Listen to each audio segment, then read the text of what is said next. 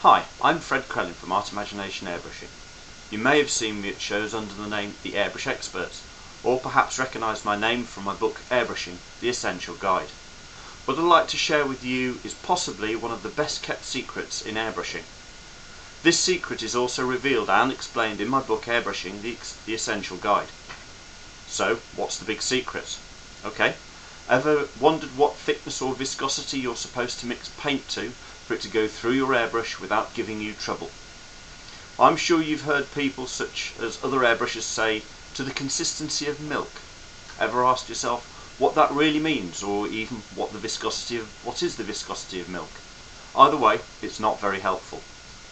My method is something I've developed over 25 years of airbrushing experience. It's not only simple, but measurable too. Now you can mix paint to just the right consistency every time, regardless of what your preferred air pressure is. And the best bit? All you need is a watch or a clock and a piece of paper. Don't forget, this is in my book, together with loads of other equally useful hints and tips. So, here's my book, Airbrushing, The Essential Guide, and here is the all-important sheet that tells you how to mix paint to the correct consistency, and also to help you mix paint to the right consistency depending on the air pressure that you want to use. What I'm going to do now is I'm going to show you how you actually use this particular guide, and when you buy the book you can photocopy this page and use it to get a better understanding how to get paint to the right consistency. So how does this viscosity test work? Well, the principle is very simple. All you need is an A5 piece of paper, so this is to A5. Obviously I've got printed off on here my viscosity test so that you can see how it actually works, and across the top it recommends 3 drops of paint. So I've got my Pro Colour here. I like Pro Colour because their consistency is, well, pretty good. It means you can shake the bottle up like this and stick it straight in your airbrush. As far as I'm concerned, the paint of my preferred choice, this is my benchmark. This is to what I test all other paints, because to me this works. So all I'm going to do is I'm going to place 3 drops, 1, 2, 3 drops like that, and a drop is a pretty consistent amount. And then what I'm going to do now is I'm going to time to see how long it takes to get from top to bottom. Ideally I'm going to aim for about 30 seconds, so time starting now. 5, 10,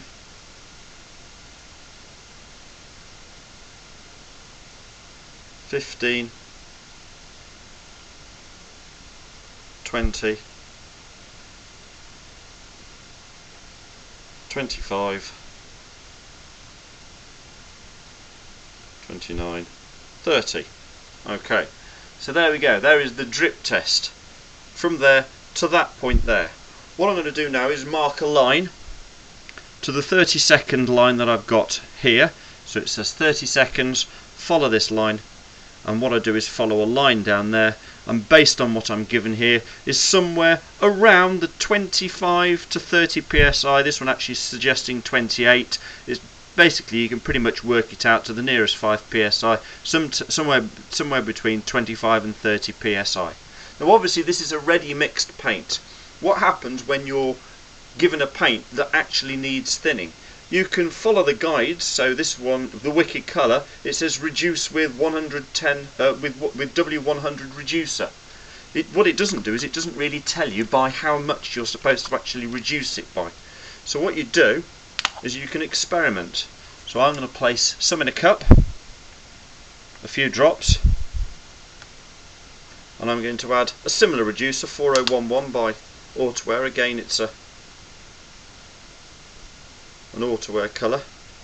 Put a few drops in there, give that a good old mix up, and you can experiment with this until you find the correct ratios. And let's see what happens with this. 1, 2, 3. There's 3 drops in my circle at the top of the page. We're going to do exactly the same with this. Time starting now. 5, 10, 15, 20, 25, 28, 29, 30. Okay, so this one, after 30 seconds, if you follow a line across here to about this point, it's suggesting that the correct pressure on this particular one is just under 40 psi, somewhere between the 35 and 40 psi. So whatever paint mixture you do mix, even if you mix perhaps a much thinner mixture, ideal for smaller nozzle sizes and therefore a much lower pressure for detail, so a really thin mixture will go right down to the bottom of the page very quickly, you're looking somewhere around the 20 psi mark. But if you generally work out something like this with this graded tone at the bottom that I've got here, then you should be able to get some sort of idea as to what viscosity you've got with your paint is compatible with the air pressure that you're using. Again, this is in the book, so hopefully this little test to get the paint to just the right viscosity will be really helpful to you. So there you go guys, I hope you found that really useful. It's one of the phone calls I seem to get regularly is my paint won't go through my airbrush.